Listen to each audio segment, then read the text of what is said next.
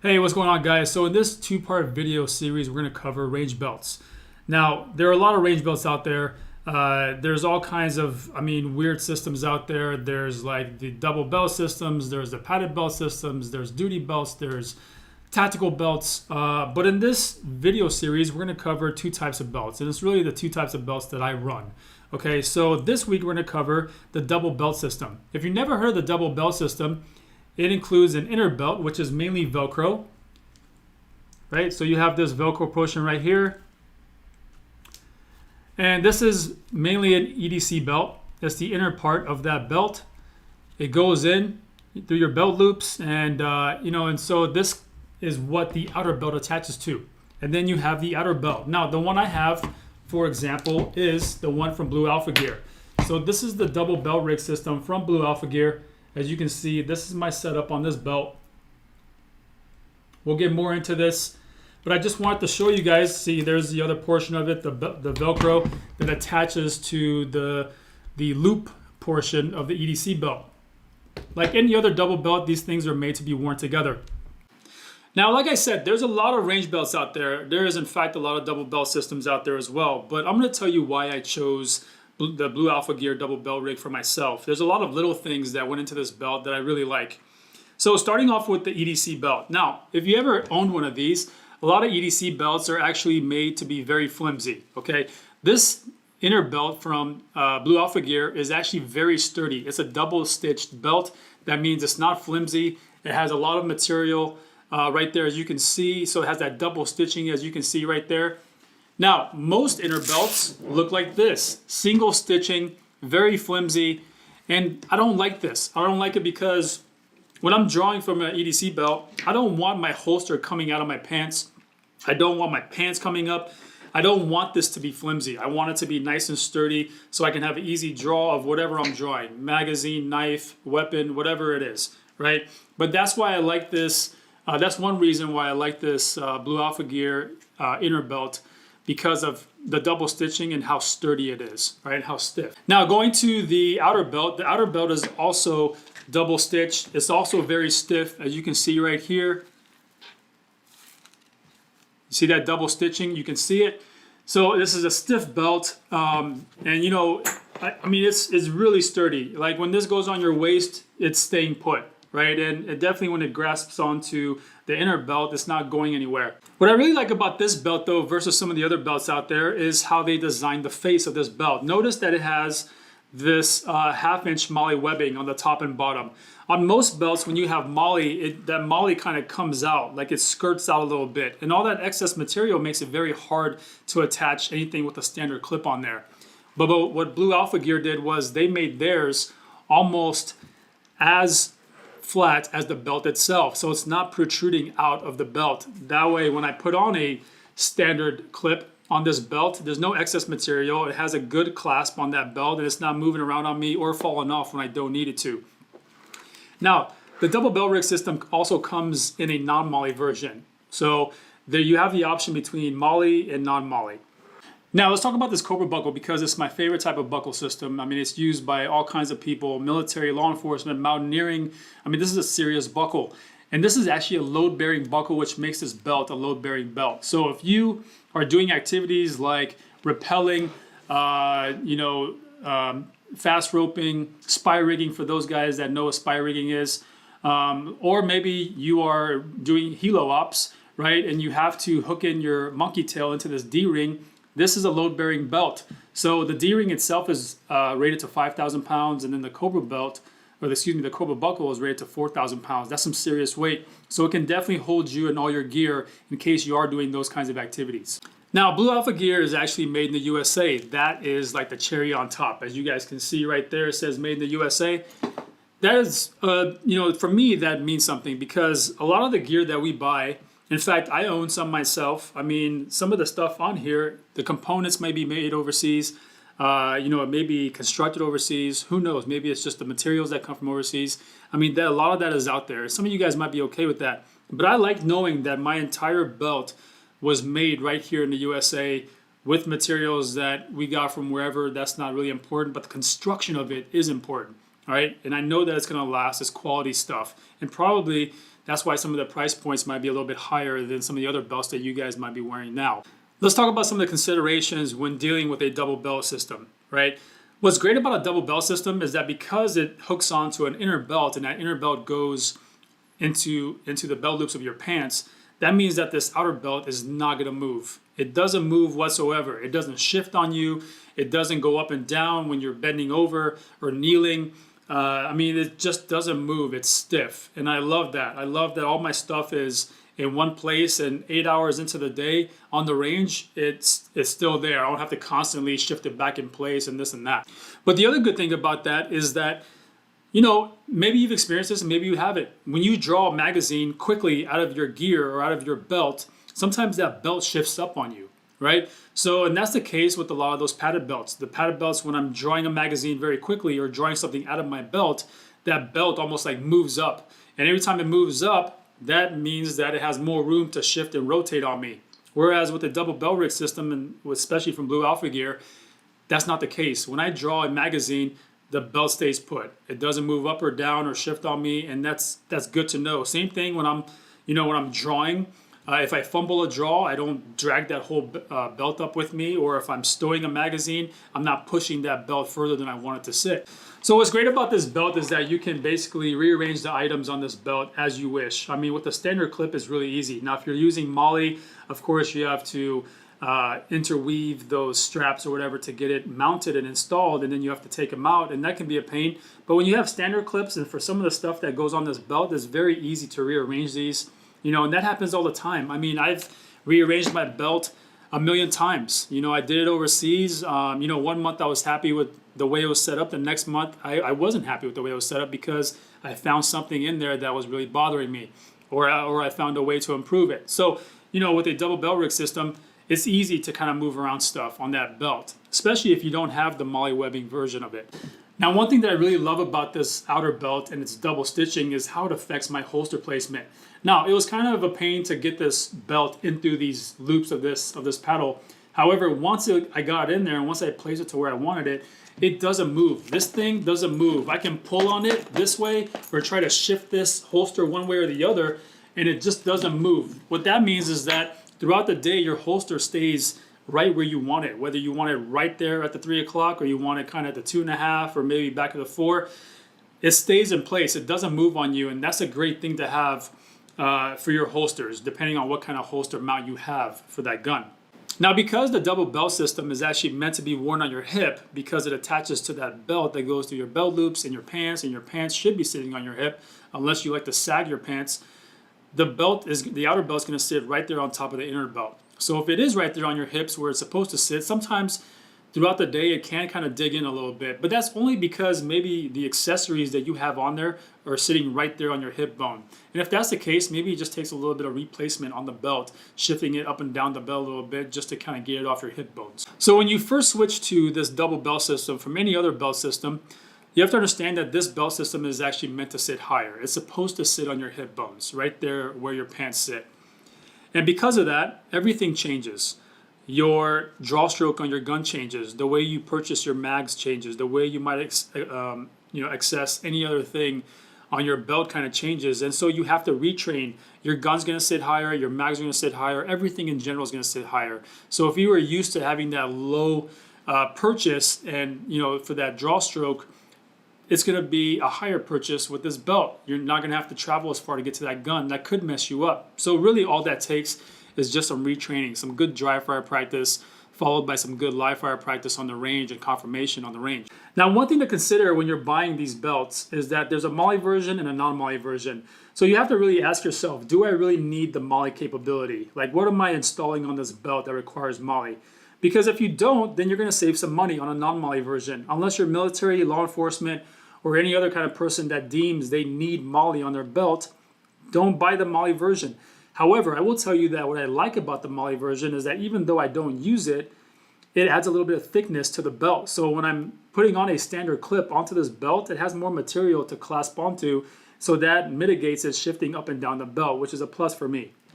Now, when you're buying these belt systems, let's talk about sizing. So the way you want to size this is the same size as a normal belt for your waist. So if you're a size 32, then that's the belt size that you want to buy when it comes to these belt systems. A 32 might equal a medium, so maybe not all of them have numbers. But I know for Blue Alpha gear, they go by waist size. So if you need a 32, if you wear a 32 size pants, then buy a 32 size belt. Because otherwise you have all this excess material left over and you don't quite know what to do with it.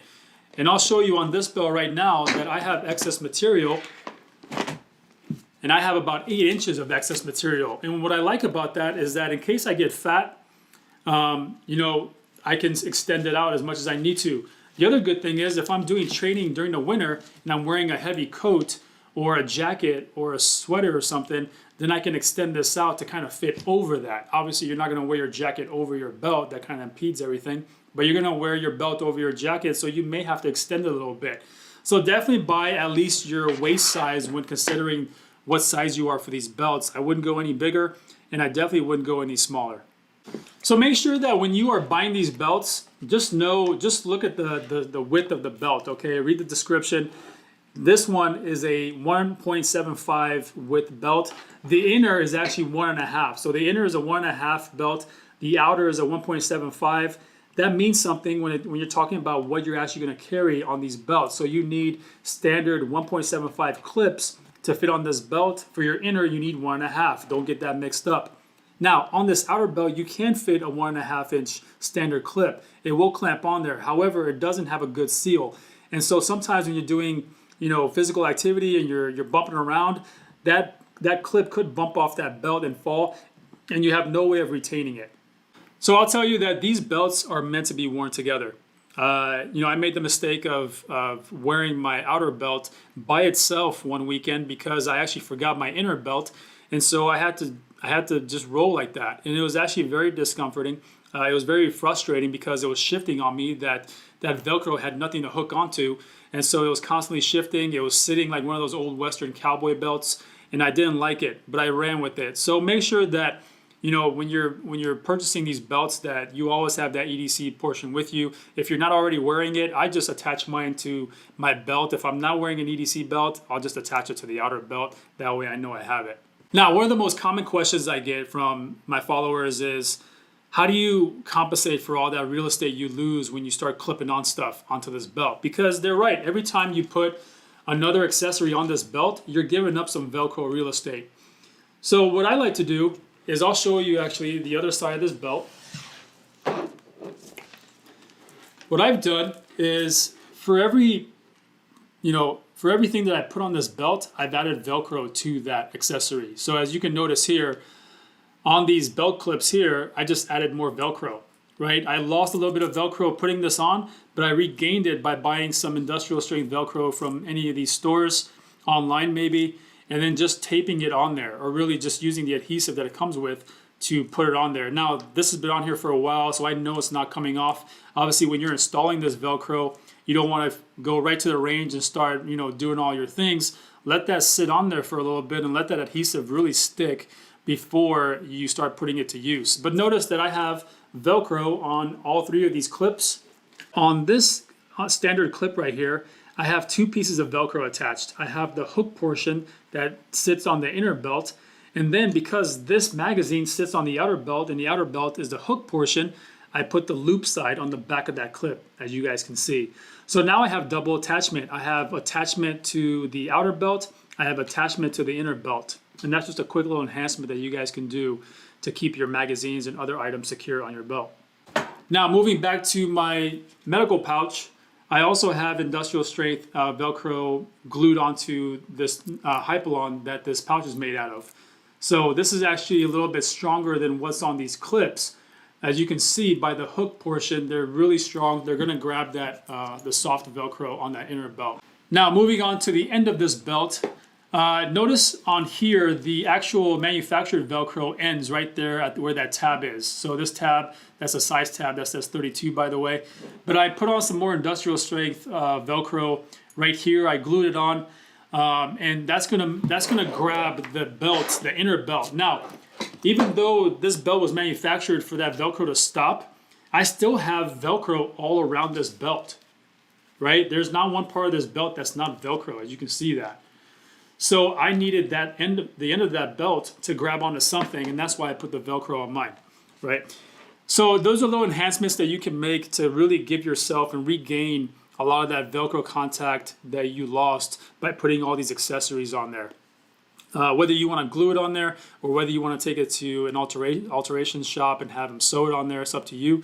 Now, one of the questions I get all the time is, Kawa, how do you set up your belt? Can you show us, can you do a video on how you set up your range belt? All right, so this last portion of this video is really just how I set up my range belt.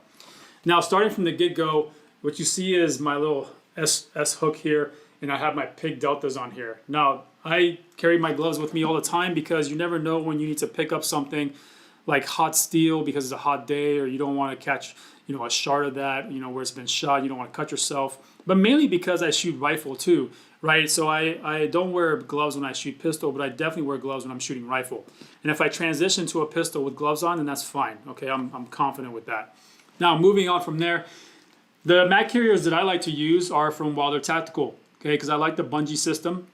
I like the bungee retention, but I really like these feed ramp lips right here. As you can see, it makes it for easy stowing of magazines. I can get my mag in there really quick without having to look. And that comes into play a little bit later because once we get past these mag carriers, I'm going to talk about the empty space that's on my belt. So people tell me all the time, like, hey man, like, how come you don't wear a dump pouch? How come you don't have a dump pouch on your belt? Well, I'll tell you guys, I wore a dump pouch for years and years and years when I was in the military, and I think I might have used it like twice ever. Out of all the deployments that I did, out of all the firefights I got into, I think I used it twice. Otherwise, I probably use it more for like Gatorades and candy, water bottles. One time I had a puppy dog in there that we found in Iraq on patrol, and I took him back to base. So to me, a dump pouch doesn't really do me any good. When I have to stow a mag, I think I have time to stow a mag. And what's great about these Wilder Tactical mag carriers is that these lips right here, these little guide ramps, makes it very easy for me to stow a magazine, whether it's empty, full, whatever, it's there. Now, people can say, well, how do you know which mag is empty and which one is full? But that's just something that you learn about yourself. I can't tell you that, it happens over time. I can't tell you it happens during firefights. It just happens. You learn your ammo management, which mags on your body, on your plate carrier and belt are empty and which ones aren't. You just learn. It comes to you.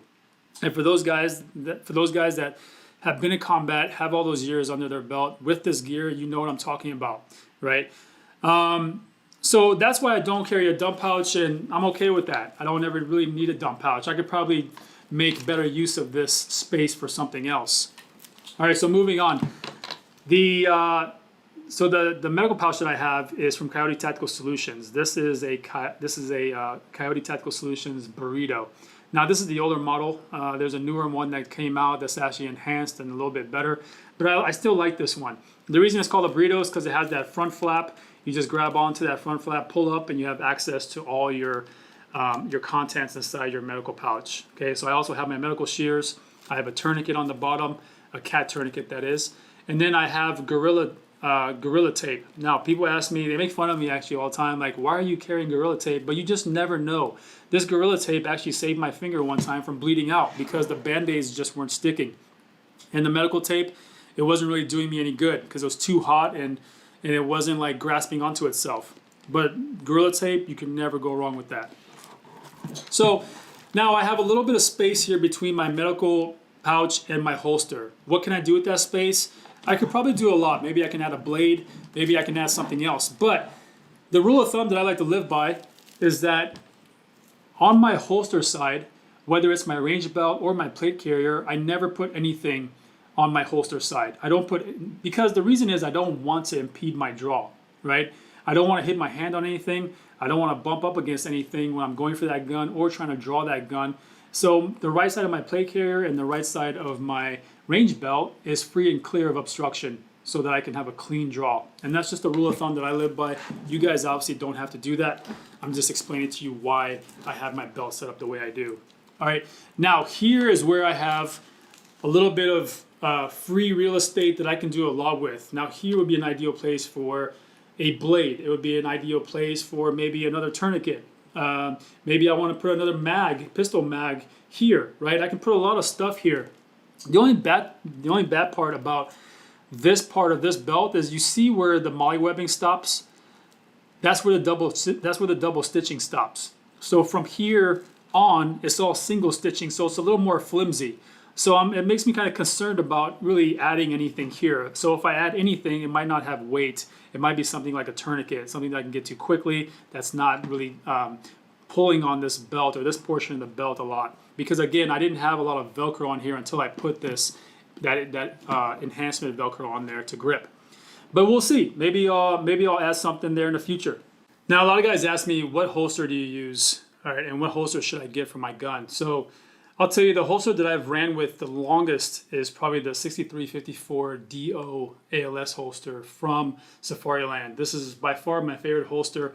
This holds a flashlight with X300 that I use. It also holds the RMR.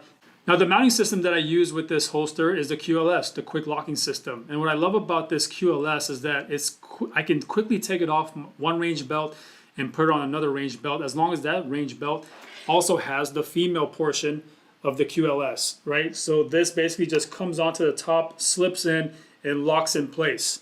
So a lot of people ask me, hey, how do you attach your thigh straps to your holster? Okay, so I just popped this bottom screw off, and I slipped that thigh strap in there, and then I screwed that back, and I have this nice thigh strap that's, you know, attached and it doesn't go anywhere, and it's sitting on the holster out of the way, right? And so if I'm coming in with my other holster, there's nothing to impede that, right? It's all easy peasy, and it keeps my holster from flipping up. I mean, that's the whole point of thigh straps in the first place. Those thigh straps will keep your holster from flipping up in case you fumble your draw.